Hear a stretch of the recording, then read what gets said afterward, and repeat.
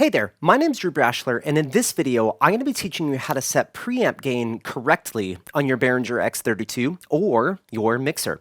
If you're brand new to my channel, I'm all about helping you feel more confident in your production gear no matter where you're starting from. So let's go ahead and dive in. Now, setting preamp gain is one of the most important things you can do on your console, and it is the first thing that you should be reaching for once you plug in your microphone into your console with a cable.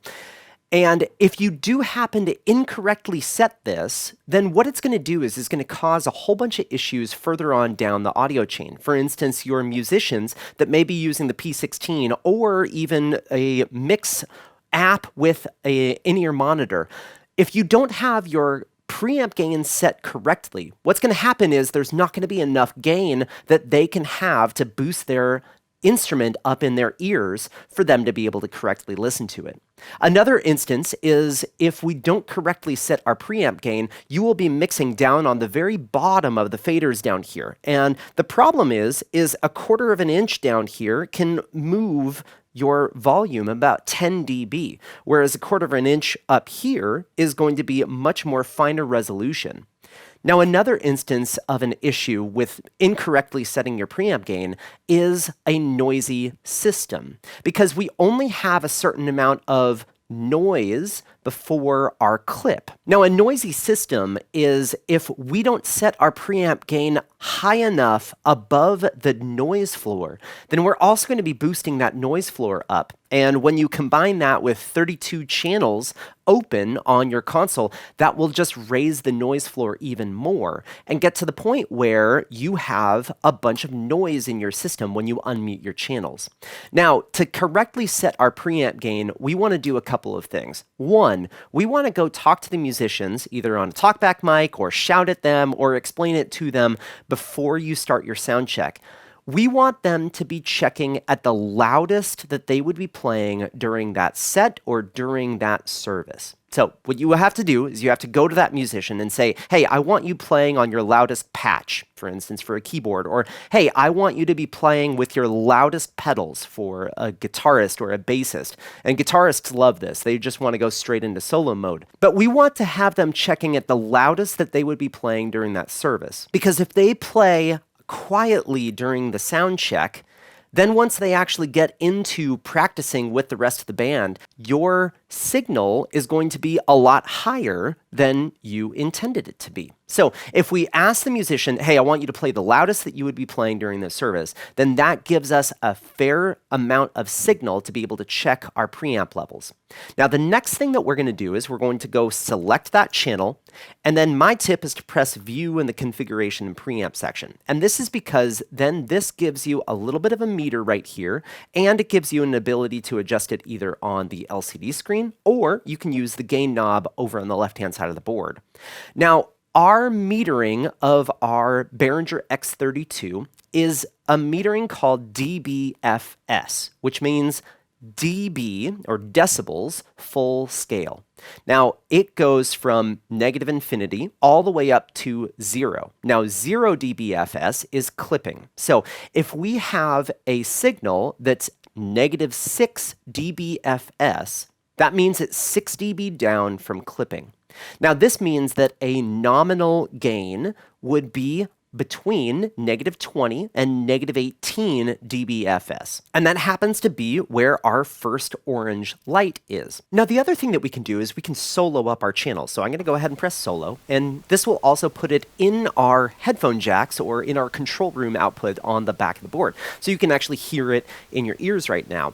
Now, we have this meter that's nice and large here. And if I go and start turning up my gain, we can see when this gets to our -18 mark, which is right there with that first LED.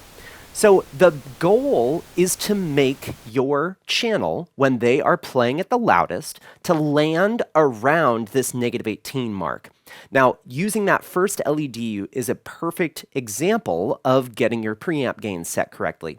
If you have your preamp gain set so that it's all the way down here, what's going to happen is you won't have enough gain for your musicians using in-ears. It'll also have to then boost your channel up a whole lot louder than you intend to on your faders. So by correctly setting this preamp gain up into our -18 mark, this is going to give us enough signal to noise ratio. So our signal is all the way up here and our noise floor is down here. Now, if this right here is the 0 dB FS or clipping, and we have our signal at nominal gain, that means that this is sitting at 18 dB FS, then this is a sufficient amount of signal to be able to let our mixer mix. Now, if our noise floor is set. There's not really anything that we can do about our noise floor. So here's our full signal from clip all the way down to our noise floor. If we set our gain of our channel down here, then we turn this up, that's when we start getting the noise floor raising and getting a noisy system. Now, one thing that you might have happen is when you set all of your channels to be a nominal gain at that dBFS of -18 or that nominal gain, you will probably have your main fader turned down. And this is because your PA is turned up too high. So my recommendation is to get your correct levels set for your nominal gain on your channels, get our main left-right bus set to having a couple of the orange LEDs lit, and then putting this at 0. At this point, then we can go adjust the PA volume to match the level that we want to have in our room. Now, the benefit of doing it this way is that we are going to get a nominal or unity gain out of our console, and then that will go off into our PA, which will have a very sufficient signal to noise ratio, which means that our system is going to be a lot quieter. Now, when we set our amplifiers to match the volume that we need to have during that service or that show, then that is a correctly set unity gain, nominal gain system. We want to make sure that we have a correct amount of preamp gain set on our channels, we have a correct amount of gain set on our main left-right bus, and then we can adjust our volume of our PA. Now, if you don't have the ability of adjusting the volume of your PA, or you had a system tuner come in and all of it is set up before, what we can do is we can take our left-right and go through a matrix. Now, I'm going to go ahead and link a video down in the description for feeding your PA through a matrix section. Now, the benefit of doing that is I can then go and vary the volume to my PA, but keep my left-right bus all the way up at the top. Now, again, it is better if you can set the levels of your amplifiers correctly. So that is one step that would be helpful for you if you can take that. But let's go ahead and set a preamp gain for a microphone here that I have. So I have this microphone and I have it plugged into channel 2 right here.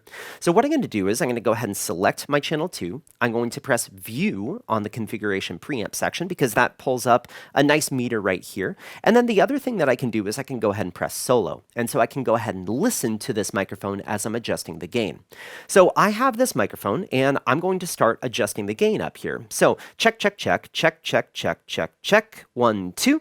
There we go. So we can go ahead and start seeing that this is a correctly set level for our preamp gain. So every now and then I'm going to be jumping up above this -18 mark, which is okay. It is okay to go above that -18 mark a little bit.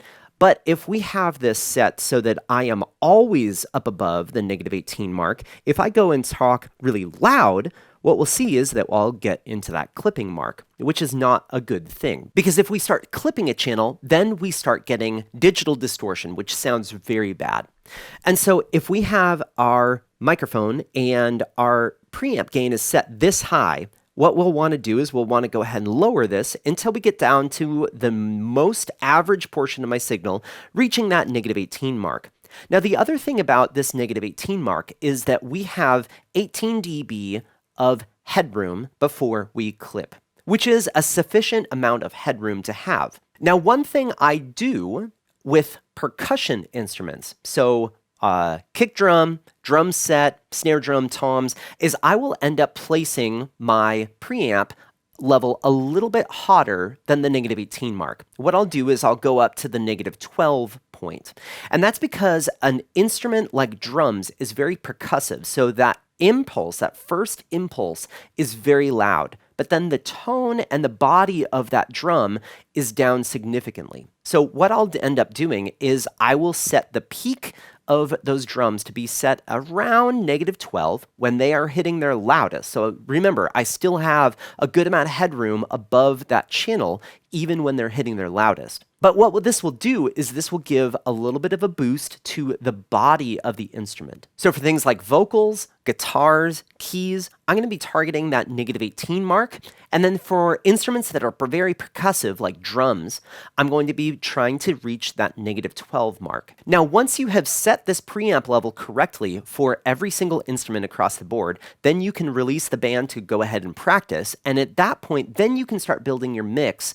And with the preamp gain set correctly, you are setting up your musicians for the best possible mix for their in-ears, either using a Behringer P16 or a wireless setup or even a floor wedge on the stage. By setting that preamp gain correctly to that -18 point, we are going to get a sufficient amount of channel that we can then mix with and give to our musicians for their monitors. Now, I hope this video was helpful for you today. If you do happen to have any questions, or if there's a video that you're hoping that I would make on really any of the production products that are out there, please post that in the comment section down below, as I'm always reading through those comments to find videos that are going to help for you.